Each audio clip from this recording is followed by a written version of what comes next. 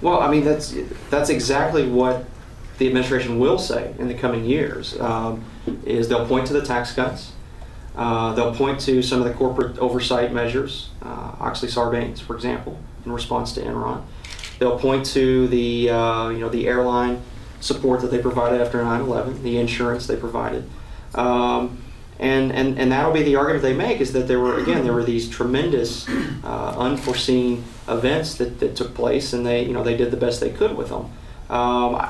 I still think, I think that might have worked better up until this year, and then I think now with the collapse of the market, I think there's sort of an emerging consensus that, this is terrible and this is a disaster, and there'll be a lot of recriminations and a lot of thought about, was it the subprime mortgages, and I mean, what was it that caused all of this? I don't know. Those earlier events that you mentioned, he had time to respond to them. He could have a tax cut, he could do some work with the airlines, and even though they put in place TARP and their rescue package, we're not going to know the effects of that for a while, and likely some of that's going to change anyway with the new administration. So I just think, if looking at it objectively as a historian, that's where they're going to have to really struggle to get credit, because I think most people are going to, you were the guy in office, the economy turned down at the very end, and then we're going to blame you. And that may not be fair. It's the world we live in, and I think that's going to be a tough sell for them. It's a great question. Yes, sir. One of the chief contributors, of course, to the president's overall image that you're talking about that we may be reassessing in the future is the president's own method of self-presentation.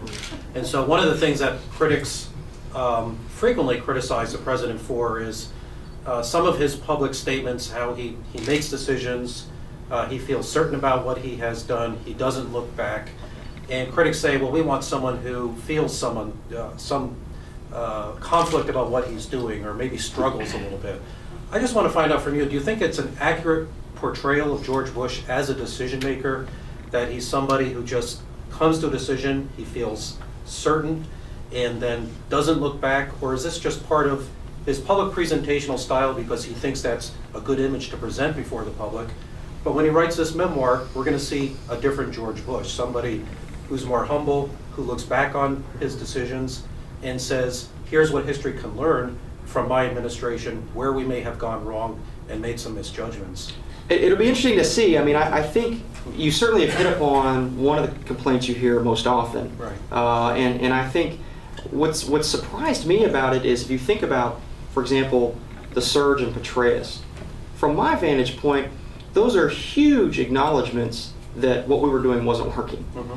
And I'm not sure why something couldn't have been said along the lines that you just suggested at the time those changes were announced, as opposed to, I don't know, I just feel like that was a great opportunity when there could have been a conversation with the country that said, mistakes were made. The strategy we had in place wasn't working, we're shifting gears, we've got a new leader, we've got a new general, we've got a new strategy. I think that would have been a good opportunity for that, and I don't know why that was. I don't know, and like you said, maybe the book will shed some light on that. But I think there were some missed opportunities when they could have had a really healthy conversation, had the same policy, but packaged it in a little bit different way. I guess what a lot of us want to know is he a man who struggles with what he's doing more than he's allowing himself to show to the public? Is he struggling with these decisions? Is there some feeling that I'm not sure I'm doing the right thing, but I've made my decision, and therefore when I present it publicly, I cannot leave any doubt that I know what I'm doing?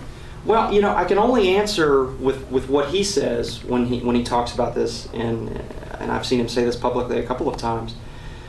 He talks about how gut-wrenching it is, how difficult it is, about comforting the widows of soldiers, and I imagine that's a pretty emotionally testing time to have to do that. So he would say that absolutely it's difficult. Now I think he would say that's different than second guessing and wringing your hands and that sort of thing.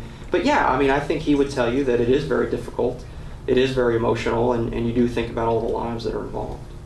Thank you. Yes, sir. Come back here. Yeah, I'm just we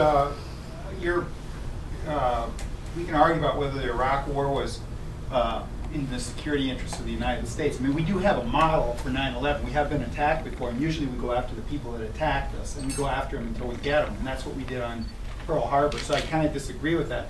I agree with your portrait of Eisenhower completely, but you lost me when you got to Bush. My basic question is, let's put aside whether Iraq turns out right, because I've studied a lot of counterinsurgency campaigns, and I don't think this one's over yet. There's too much of a fractured society. But let's set that aside and say, well, okay, he made some arguments. The one that we're going to bring democracy to the Middle East was a little far-fetched, but you could make, other presidents have made it, Clinton and all this kind of stuff, for spreading democracy. We have the Saddam Hussein threat, which I would disagree with that. But there's one nagging thing.